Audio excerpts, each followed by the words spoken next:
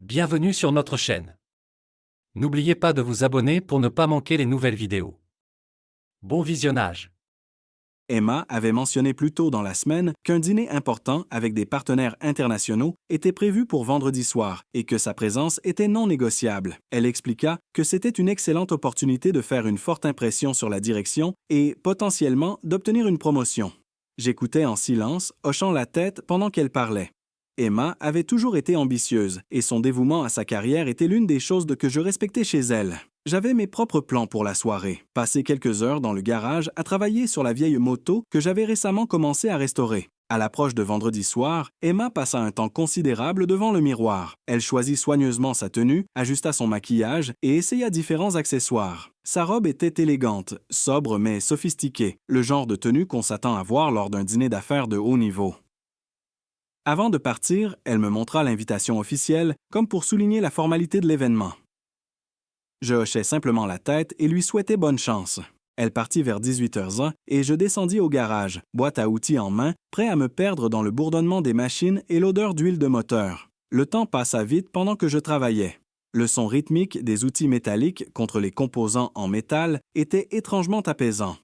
Vers 21h01, mon téléphone vibra avec une notification. Emma m'avait envoyé une photo du restaurant.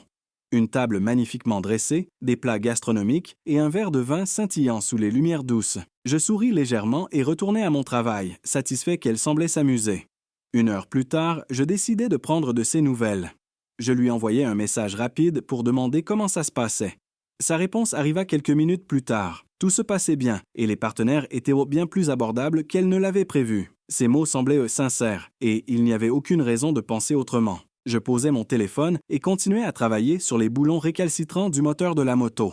Vers 22h01, quelque chose me poussa à l'appeler. Je ne sais pas si c'était de l'intuition ou simplement de la curiosité, mais je composais son numéro. Emma décrocha presque immédiatement. Sa voix était stable, mais il y avait une pointe de tension, comme si elle était distraite par quelque chose en arrière-plan. J'entendais une musique faible et le bourdonnement discret de nombreuses voix se mêlant en un murmure lointain. Elle expliqua que les négociations étaient intenses et qu'elle s'était isolée dans les toilettes avec quelques collègues pour une courte pause.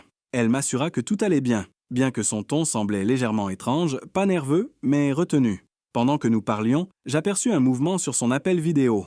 La silhouette vague d'un homme passa brièvement en arrière-plan. C'était trop fugace pour en tirer quoi que ce soit. Après avoir raccroché, j'essayais de chasser l'étrange sentiment qui persistait. Je retournai au garage, mais ma concentration s'était déplacée. Les écrous et boulons semblaient m'être plus récalcitrants qu'auparavant, et je me surpris à regarder mon téléphone toutes les quelques minutes.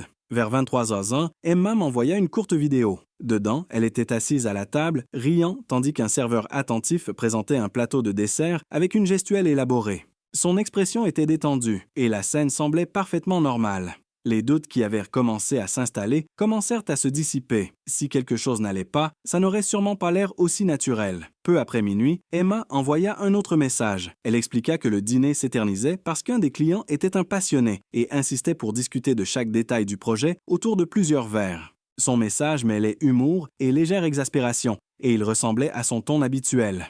Elle promit qu'elle ne rentrerait pas trop tard, mais à ce moment-là, j'avais déjà décidé de l'attendre. Il était presque 2h30 du matin quand j'entendis la voiture se garer dans l'allée. Je l'accueillis à la porte. Elle semblait fatiguée mais posée, sa posture droite et ses mouvements délibérés. Il y avait une légère tache de vin sur l'ourlet de sa robe, qu'elle balaya d'un geste comme étant le résultat d'une maladresse d'un collègue. Ses cheveux étaient légèrement ébouriffés, mais rien d'inhabituel pour quelqu'un qui avait passé des heures à une table bondée. En passant devant moi, une légère trace de parfum masculin coûteux flottait dans l'air. C'était subtil, presque imperceptible, et je raisonnai immédiatement que cela pouvait facilement provenir d'un des cadres à côté desquels elle était assise. Emma dut remarquer mon léger hésitement, car elle soupira et se lança dans une explication. Elle décrivit comment toute la salle était remplie d'un mélange écrasant de parfums, de fragrances et de l'odeur persistante du vin. La combinaison était si intense qu'elle lui avait presque donné la nausée à un moment donné.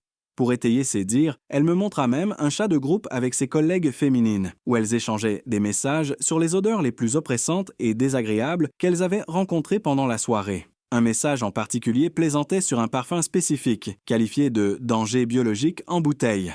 Je hochai lentement la tête pendant qu'elle parlait, son explication correspondant à son habituelle franchise. Emma raconta brièvement la soirée, mentionnant comment l'un des clients seniors avait exprimé son intérêt pour lancer un projet collaboratif. Sa voix était stable, son regard inébranlable. Je hochais la tête en l'écoutant, sans l'interrompre, sans chercher des détails inutiles. Rien dans son attitude ne suggérait de la culpabilité ou de la malhonnêteté. Le lendemain matin, je me réveillai plus tôt que d'habitude et me rendis directement à la cuisine pour prendre un café. Emma était déjà là, parlant doucement au téléphone, dos à moi. Je saisis juste un fragment de sa conversation. « C'était agréable de parler avec toi hier soir. » Son ton était décontracté, presque joyeux, mais les mots restèrent gravés en moi. Quand elle me remarqua, elle mit fin à l'appel rapidement, se tournant pour m'accueillir avec un sourire chaleureux. « Bonjour », dit-elle, me versant une tasse de café. « Comment avance la moto ?» Je l'observai un moment avant de répondre. Tout chez elle semblait parfaitement normal. Ses mouvements étaient doux fluides, son sourire sincère. Il n'y avait ni hésitation ni vacillement sous mon regard. Je répondis de manière décontractée et sirotai mon café, laissant le moment passer sans confrontation. Le reste de la journée se déroula sans incident. Emma s'occupa des tâches de ménagère et des emails, tandis que je retournais au garage. Mon esprit revenait parfois au dîner, à l'appel téléphonique, à la légère odeur de parfum et à la silhouette fugace sur son écran. Pourtant, aucune de ces choses ne constituait une preuve concrète. Emma avait toujours été honnête, fiable et dévouée à son travail. Le dîner avait du sens, les circonstances étaient cohérentes. Il n'y avait aucune raison claire de douter d'elle, et pourtant, une légère inquiétude persistait, une ombre subtile dans un coin de mon esprit qui refusait de s'effacer complètement.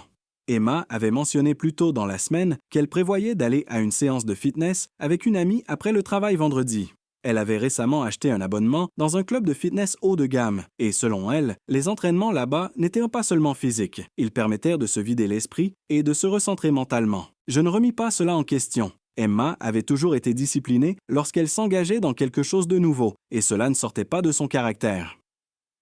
J'avais mes propres plans pour la soirée. Un match de football avec des amis chez Mike. Avant de partir, Emma passa un temps inhabituellement long à s'affairer avec son sac de sport. Elle l'ouvrit, réorganisa son contenu, le referma et répéta le processus plusieurs fois. Je le remarquai, mais ne dis rien. Juste avant de sortir, elle s'arrêta, se tapa légèrement le front et annonça qu'elle avait oublié ses baskets.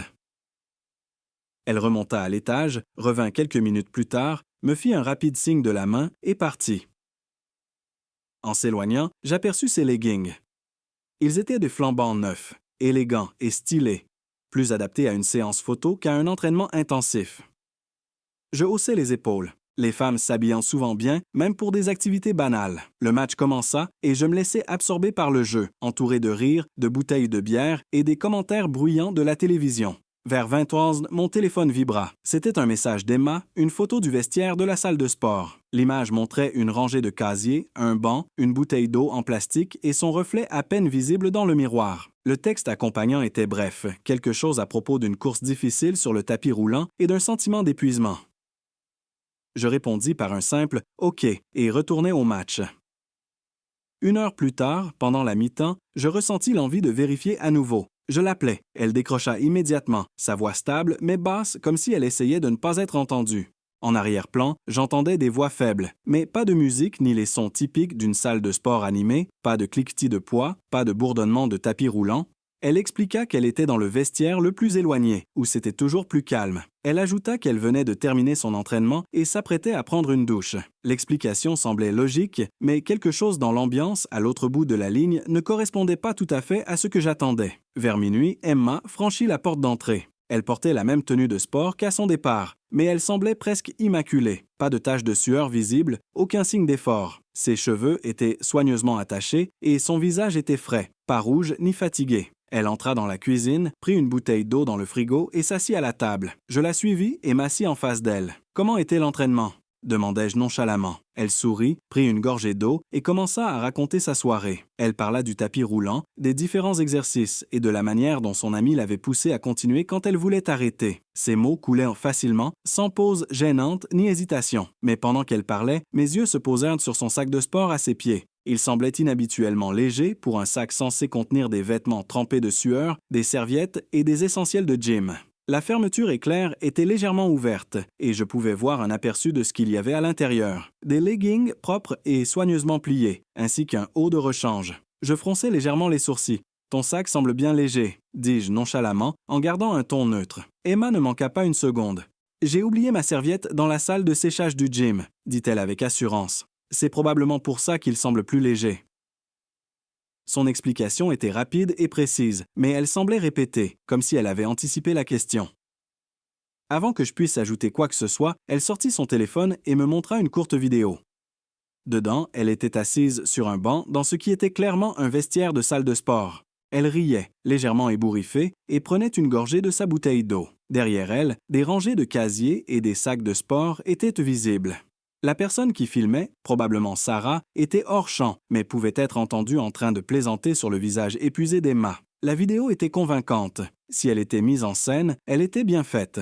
Je hochai la tête et me renversai dans ma chaise. Emma ne s'arrêta pas là. Elle composa le numéro de Sarah devant moi, mit le téléphone en haut-parleur et attendit. Sarah répondit presque immédiatement, sa voix vive et décontractée. « Salut Sarah », dit Emma. Alex demandait des nouvelles de notre entraînement tout à l'heure. « Oh oui », répondit Sarah avec enthousiasme. Emma a tout déchiré ce soir. On était toutes les deux à bout à la fin, honnêtement. Je ne sais pas comment on a survécu au dernier set. La conversation fut courte, légère et ne semblait pas forcée. Quand l'appel se termina, Emma posa son téléphone et me regarda avec un petit sourire. « Tu vois, juste une soirée normale au gym », dit-elle légèrement. Je hochai à nouveau la tête, me renversant dans ma chaise. Son histoire tenait la route. Il n'y avait pas de fissure visible dans son récit, pas de détails incohérents. Et pourtant, quelque chose ne me convenait toujours pas. Ce n'étaient pas les mots, ni même ses actions. Juste une vague sensation, comme une démangeaison au fond de mon esprit que je ne pouvais pas tout à fait gratter. Je me levai, m'étirai et laissai échapper un soupir. « D'accord », dis-je, laissant mon ton se détendre. « Laissons tomber. Mais Emma, tu agis un peu bizarrement ces derniers temps. » Elle inclina légèrement la tête, son sourire s'adoucissant. « Tu sais, » continuai-je, soutenant son regard, « s'il se passe quelque chose, s'il y a quelque chose que je dois savoir, je le découvrirai. Tu comprends, n'est-ce pas? » Emma hocha lentement la tête, ses yeux fixés sur les miens. « Je comprends, » dit-elle doucement. « Ne t'inquiète pas, tout va bien. » Ses mots étaient calmes, son attitude stable, mais en me détournant pour retourner au salon, cette légère inquiétude persistait.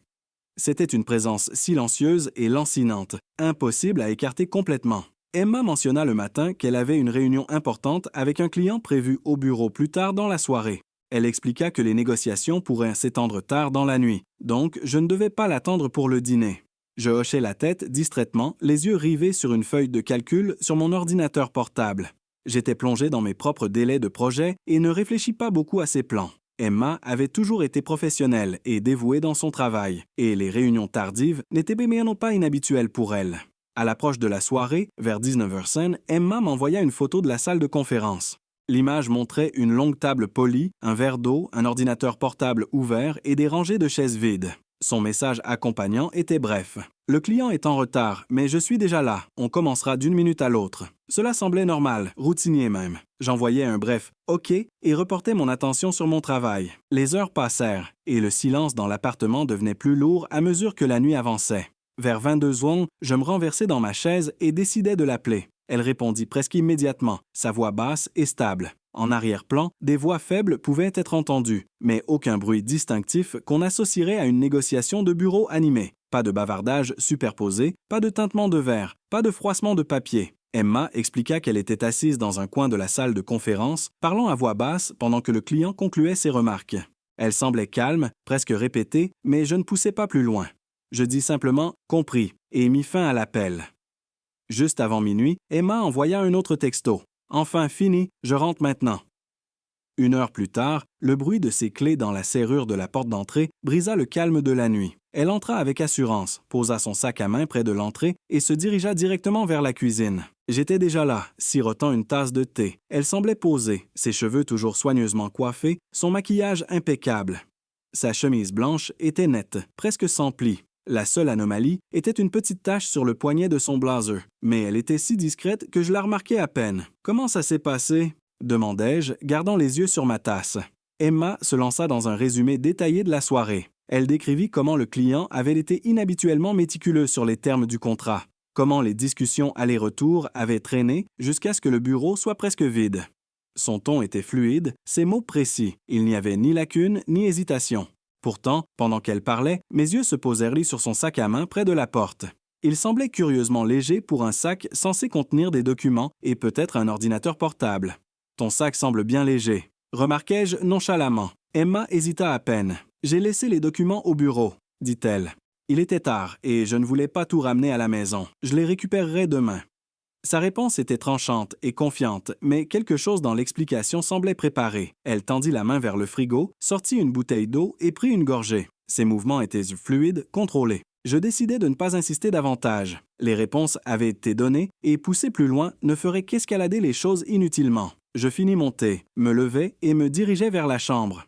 Le lendemain matin, en fouillant dans notre garde-robe commune pour prendre ma veste, quelque chose attira mon attention. Coincé dans un coin de la poche d'un blazer d'Emma, il y avait un reçu froissé. Sans réfléchir, je le sortis et le dépliai. C'était un reçu d'un café daté exactement au moment où Emma était censée être en pleine réunion avec son client. Le reçu listait 2 cafés et un croissant pour le petit déjeuner. Je posai calmement le reçu sur la table entre nous. 2 cafés et un croissant en pleine négociation tardive?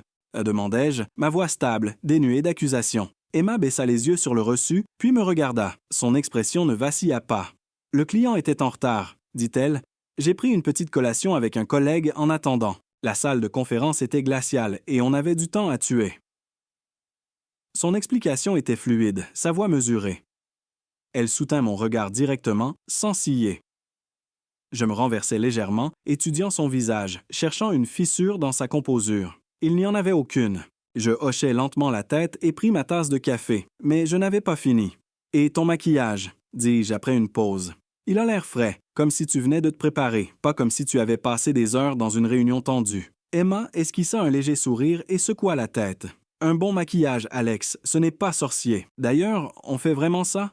On dirait un interrogatoire de police. » Sa tentative d'humour ne trouva pas tout à fait preneur.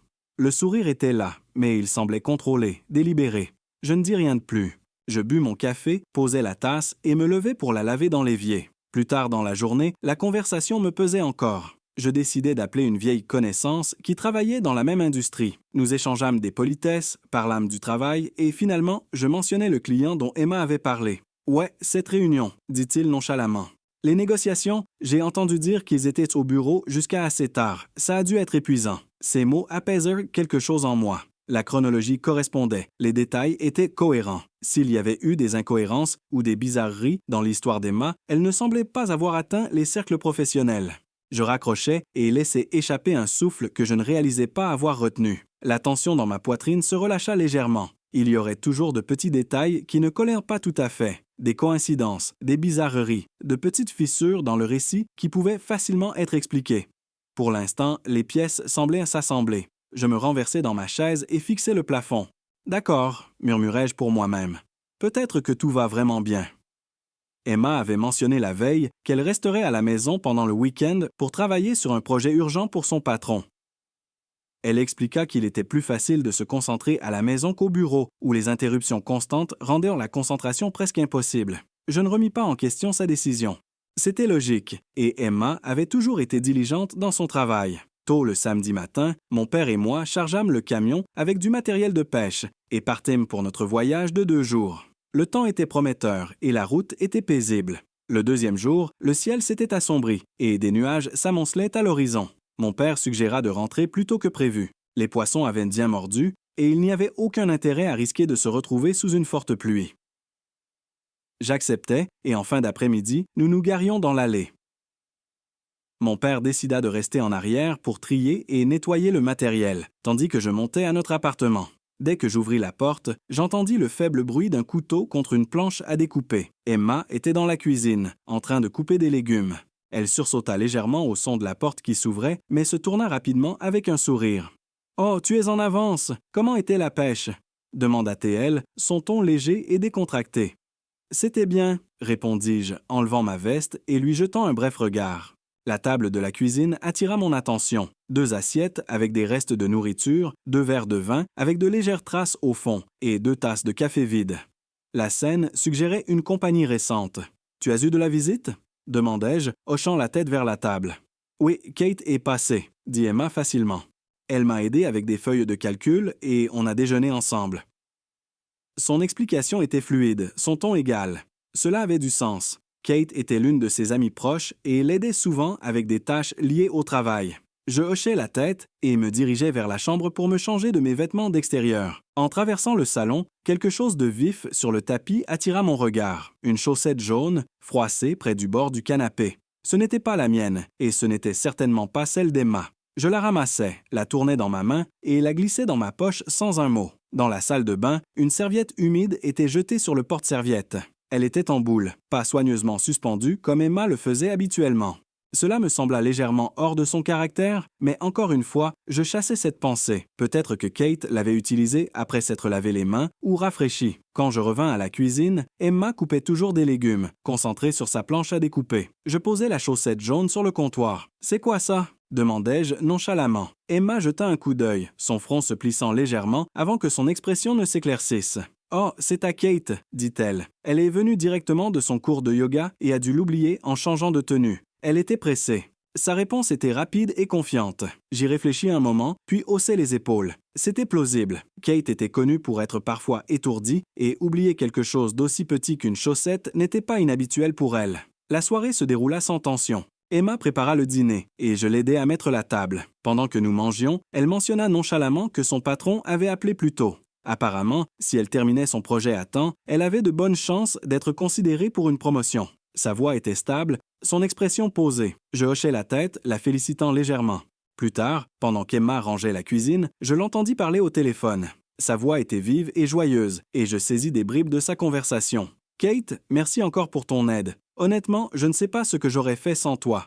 Et ce vin que tu as apporté? Parfait. Oui, les feuilles de calcul sont toutes triées maintenant. » Son ton était détendu, et son rire semblait sincère. Cela ressemblait à une conversation ordinaire, entre amis. Je reportai mon attention sur les nouvelles sur mon téléphone et n'y pensai pas plus. Après le dîner, Emma et moi nous installâmes dans notre routine habituelle. Elle retourna à son ordinateur portable pour finaliser certains détails de son projet, et je passai du temps à regarder la télévision. Tout semblait normal, routinier. Quand je me levai finalement pour ranger la vaisselle, je remarquai la chaussette jaune toujours posée sur la console du couloir. Je la pris et la posai soigneusement sur le bord, pensant que Kate passerait probablement bientôt pour la récupérer.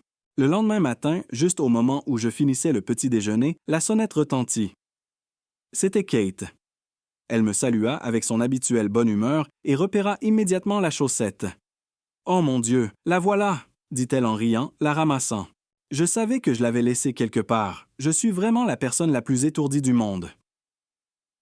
Je ris légèrement et hochai la tête, tandis qu'elle me faisait un signe de la main et disparaissait dans le couloir. Emma apparut dans l'embrasure de la porte, une tasse de café à la main.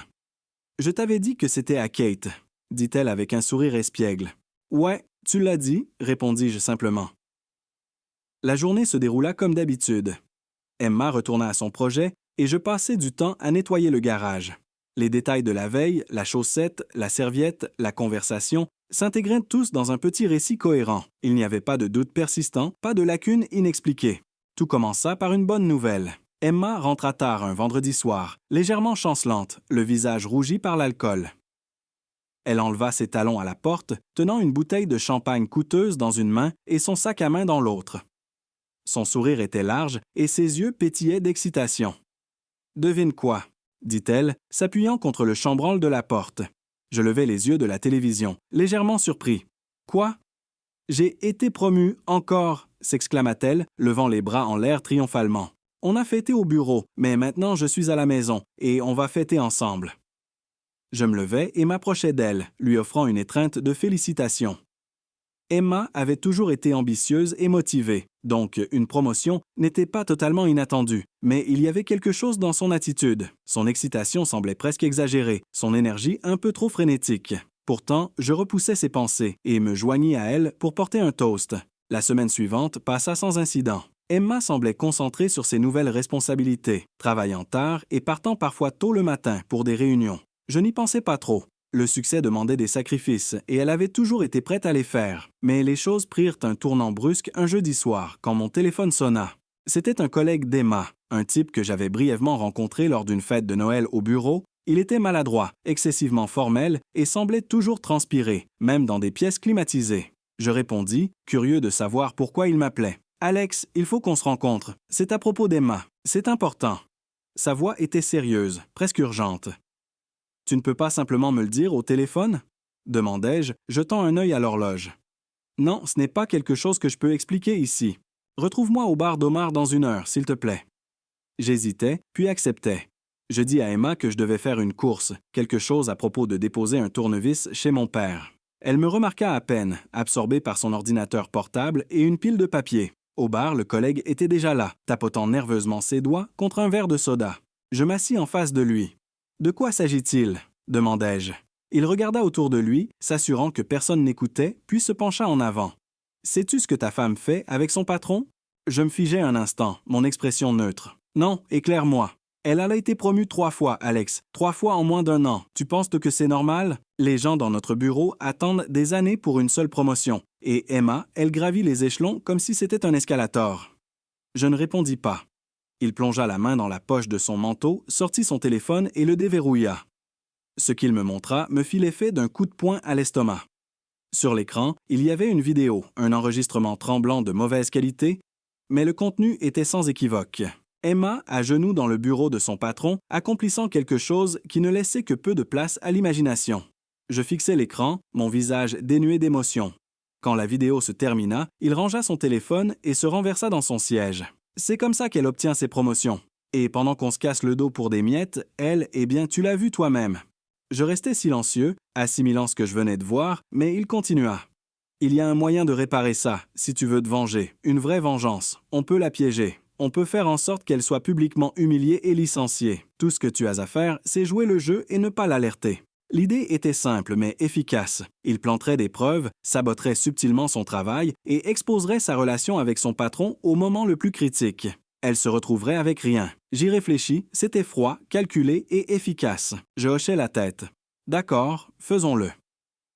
Je quittai le bar sans un mot de plus, montai dans ma voiture et rentrai chez moi. Emma était déjà endormie quand j'arrivai, recroquevillée de son côté du lit. Je restai un moment dans l'embrasure de la porte, étudiant son visage, le visage que je pensais si bien connaître. Prudemment, je m'approchai de sa table de nuit et pris son téléphone. Il était verrouillé, mais je connaissais son code. Emma avait toujours été prévisible à cet égard. Je naviguais à travers ses applications jusqu'à ce que je trouve une que je ne reconnaissais pas, une plateforme de messagerie cryptée. À l'intérieur, il y avait un chat caché. Ce que je lus confirma tout. Emma et son patron avaient méticuleusement planifié chaque détail. Le faux dîner avec les clients, la visite mise en scène au gym, même la chaussette jaune commodément oubliée. Tout avait été orchestré. Ils se moquaient ouvertement de moi, se félicitant de la facilité avec laquelle j'avais accepté leurs excuses. Ce premier faux dîner était génial. Il n'a rien remis en question. L'alibi du gym était risqué, mais Sarah a parfaitement joué son rôle. La chaussette a failli tout gâcher, mais une réflexion rapide nous a sauvés. Message après message, leur arrogance était palpable. Ils étaient si sûrs d'eux, si confiants que je ne découvrirais jamais rien. Je pris des captures d'écran de tout, chaque message, chaque détail, chaque pièce à conviction, et les transférai sur mon téléphone. Puis je reposai le téléphone d'Emma exactement là où je l'avais trouvé. Je sortis de la chambre et m'assis sur le canapé dans le salon, dans l'obscurité. Mon téléphone vibra alors que les captures d'écran finissaient de se transférer. Il ne restait plus rien à faire maintenant, sinon attendre. Emma avait tissé cette toile elle-même, fil par fil, et bientôt, elle y serait piégée. La vengeance n'avait pas besoin d'être précipitée. Elle se déroulerait naturellement, étape par étape. Tout ce que j'avais à faire était de laisser les choses se produire. Cela commença lentement, presque imperceptiblement. Les fissures dans l'image professionnelle d'Emma apparurent comme de fines fractures, mais elles se propagèrent rapidement. Le premier incident concerna la disparition de fichiers de projets critiques du serveur de l'entreprise, quelques jours avant une présentation majeure. Emma était responsable de la supervision du projet, et malgré ses affirmations qu'elle ne savait pas comment c'était arrivé, le mal était fait. Son équipe parvint à récupérer les fichiers, mais il était trop tard. Le client avait déjà été informé du retard, et la confiance était ébranlée. Des murmures circulaient dans les couloirs du bureau, des mentions désinvoltes d'incompétence et de négligence. Certains insinuaient même un sabotage. Ensuite vinrent les rapports financiers. Le budget d'un événement d'entreprise de haut niveau fut soudainement examiné. Les chiffres ne correspondaient pas et des divergences apparurent dans les colonnes des dépenses. Le nom d'Emma était partout sur ces documents, tamponné et signé. Des réunions furent tenues, des questions furent posées, et les insinuations devinrent plus tranchantes. Certains collègues haussèrent les sourcils, suggérant que les divergences n'étaient peut-être pas accidentelles. Emma se défendit, présenta des emails et des feuilles de calcul, mais la graine du doute avait été plantée et elle se répandait. Un email anonyme atterrit dans la boîte de réception des ressources humaines quelques jours plus tard. Il contenait une collection de captures d'écran, de messages fabriqués, d'images truquées et de phrases tirées des conversations réelles d'Emma, détournées de leur contexte. Les documents brossaient un tableau accablant. Une employée dépassant les limites, potentiellement impliquée dans un comportement non éthique. Les RH lancèrent une enquête interne. Emma fut convoquée pour des interrogatoires à plusieurs reprises, chaque réunion érodant un peu plus sa confiance. La tension au bureau devint insupportable pour elle. Les collègues, autrefois chaleureux et amicaux, étaient désormais distants. Leurs salutations se réduisaient à des hochements de tête brefs ou à des politesses murmurées. Les commérages se propageaient comme une traînée de poudre, et Emma se retrouvait de plus en plus isolée. Chaque regard semblait chargé de jugement, chaque interaction creuse et insincère. Puis vint le sabotage d'un projet critique. Des emails contenant des instructions vitales furent envoyés aux contractants, mais les données étaient intentionnellement incorrectes. Les délais furent dû manquer, les ressources gaspillées, et le produit final était criblé d'erreurs. En tant que chef de projet, Emma encaissa le gros du contre-coup. Les supérieurs étaient furieux. Les réunions se transformaient en interrogatoires et les explications d'Emma tombaient dans l'oreille d'un sourd. Les membres de son équipe se retournèrent contre elle, se distançant subtilement des retombées. Les murmures devinrent plus forts et le récit prit une vie propre. Emma était imprudente, inattentive et, en fin de compte, inapte à son poste. Le poids de la responsabilité devint étouffant. Et pourtant, chaque fois qu'elle essayait de se défendre, les preuves semblaient s'accumuler contre elle. Le coup final vint sous la forme d'un fil de discussion par email fabriqué. Quelqu'un avait créé un faux compte au nom d'Emma et initié une série de messages incriminants avec son patron. Le contenu était suggestif, inapproprié et impossible à expliquer. Lors d'une réunion à l'échelle de l'entreprise, le fil fut affiché sur un grand écran, une preuve visuelle accablante pour tous les participants. Le visage d'Emma pâlit lorsqu'elle réalisa que le piège s'était complètement refermé. Après la réunion, elle fut convoquée au bureau exécutif. La conversation fut brève. Sa démission fut présentée comme la seule option viable, bien que le ton laissait peu de place à ce qu'elle semble volontaire. Elle quitta le bâtiment avec une boîte en carton contenant ses affaires, ses talons claquant creux contre le sol de marbre. Ce soir-là, elle rentra à la maison. J'étais assis dans le salon, faisant défiler mon téléphone, quand j'entendis la porte s'ouvrir. Emma entra, serrant sa boîte de fournitures de bureau comme une bouée de sauvetage. Ses yeux étaient rouges, son maquillage légèrement étalé sur les bords. Elle posa la boîte près de la porte et s'approcha de moi lentement. « C'est fini », dit-elle, sa voix se brisant. « Ils m'ont licenciée. » Je la regardais, gardant mon visage neutre. « Non, pourquoi? Que s'est-il passé? »« Ils pensent que j'ai tout fait. » murmura-t-elle, s'effondrant sur le canapé à côté de moi. Les fichiers, les finances, les emails, ils pensent que j'ai tout saboté exprès. Mais je ne l'ai pas fait, Alex, je le jure, je ne l'ai pas fait. Les choses se sont enchaînées, comme des dominos qui tombent. Ses mains tremblaient et des larmes montèrent dans ses yeux. Elle enfouit son visage dans ses mains et laissa échapper un sanglot discret. Je tendis la main, posai une main sur son épaule et la pressai doucement. « Ça va aller, » dis-je doucement. « Tu vas t'en sortir. » Elle leva les yeux vers moi, son expression désespérée, cherchant du réconfort. « Tu me crois? » Je soutins son regard un instant avant de hocher légèrement la tête. « Bien sûr. » Mais à l'intérieur, sous mon apparence calme, je ressentais quelque chose de complètement différent, une satisfaction froide, un sentiment d'accomplissement sinistre. C'était la justice, servie froide, un plan qui se déroulait exactement comme prévu. Elle continua à parler, ses mots décousus, ses pensées éparpillées. Elle blâma la politique du bureau, les collègues jaloux, même la malchance pure. Mais nulle part dans ces divagations n'y avait-il la moindre trace de conscience de soi ou de responsabilité. Plus tard dans la nuit, Emma se retira tôt dans la chambre. Elle était émotionnellement épuisée, son esprit brisé par la série implacable de coups qu'elle avait endurés. Je restai seul dans le salon, fixant l'écran vacillant de la télévision. La lumière projetant des ombres nettes sur les murs. Dans mon esprit, je repassais chaque étape, les faux emails, les documents disparus, les preuves plantées. Tout avait été exécuté si parfaitement. Chaque mouvement, chaque détail, chaque manipulation subtile avait conduit à cette conclusion inévitable. Alors que la nuit s'étirait, je me permis un bref sourire. Emma avait construit sa carrière sur la tromperie, en jouant un jeu qu'elle pensait pouvoir gagner. Mais à la fin, son château de cartes s'était effondré, et tout ce qui restait était les décombres.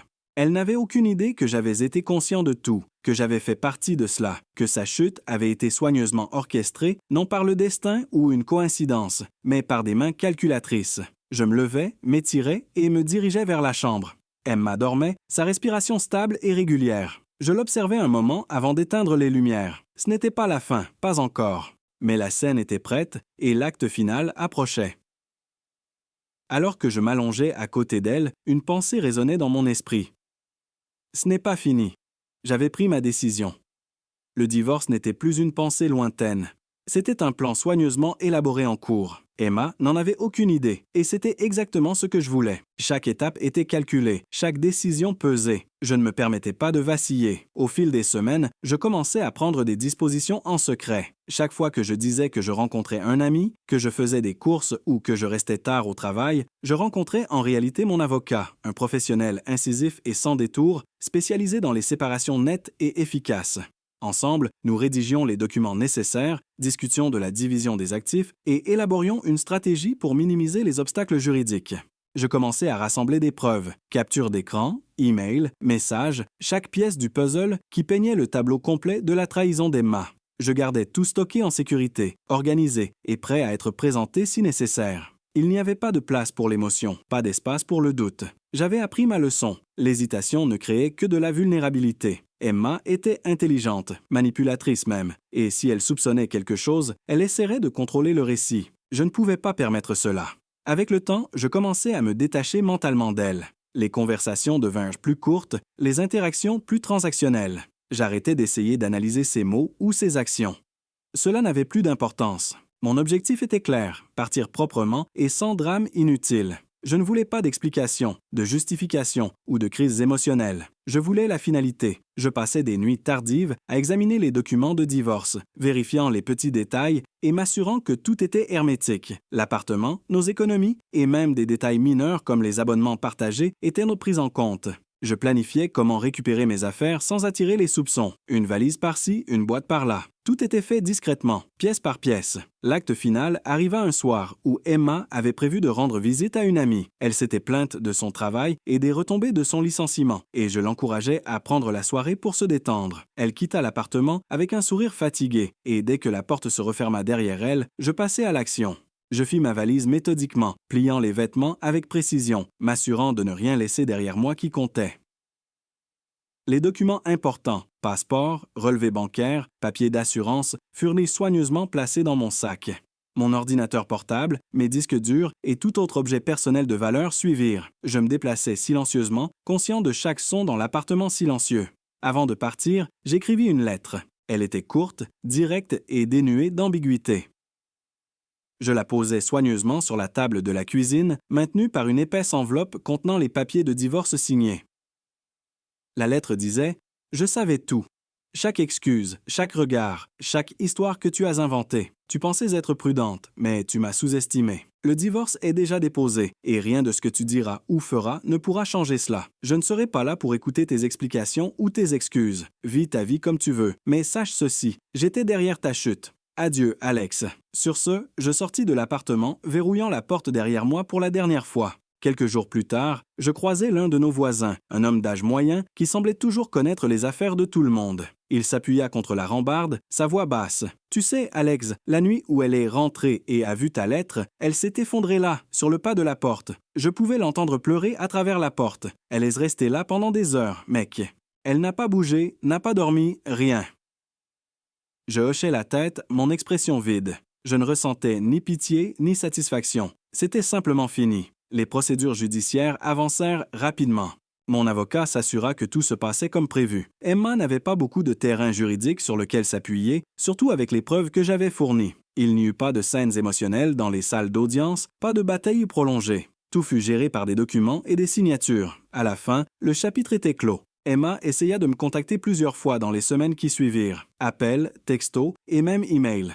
Au début, ils étaient en colère, accusateurs même. Puis, ils s'adoucirent, se transformant en longues excuses et tentatives d'explication.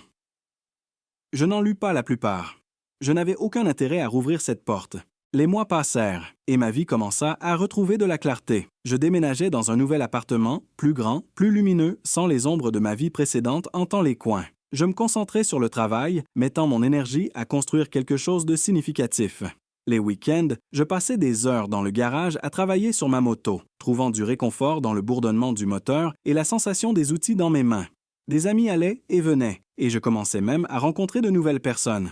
Il n'y avait pas de hâte à me lancer dans quelque chose de sérieux, pas de désespoir à combler le vide. Pour la première fois depuis des années, je sentais que je contrôlais ma propre vie. Emma, en revanche, avait du mal. Les rumeurs de son licenciement s'étaient répandues dans son réseau professionnel, rendant difficile pour elle de trouver un emploi stable. Les relations qu'elle essayait de former semblaient s'effondrer aussi vite qu'elles commençaient. Son charme et son esprit ne pouvaient masquer les fissures sous la surface. De temps en temps, je recevais un autre message d'elle, de longs paragraphes remplis de regrets, d'explications et de supplications pour le pardon. Mais ma résolution ne vacilla jamais. J'avais fait la paix avec mes décisions, et il n'y avait pas de retour en arrière. Parfois, je me demandais si Emma comprenait vraiment l'ampleur de ce qui s'était passé, si elle reconnaissait comment chaque décision qu'elle avait prise l'avait menée à ce point. Mais ses pensées étaient fugaces. Je ne les laissais pas s'attarder. J'avais construit une nouvelle vie, brique par brique, et elle était solide, stable. Emma n'était rien de plus qu'un chapitre que j'avais fini de lire, une leçon de prudence peut-être, mais rien de plus. Peu importe combien de messages elle envoyait, combien d'appels elle passait, je ne répondais jamais. Le silence était mon dernier mot, et il parlait plus fort que tout ce que j'aurais pu dire. Merci de regarder et n'oubliez pas de vous abonner pour ne pas manquer les nouvelles histoires.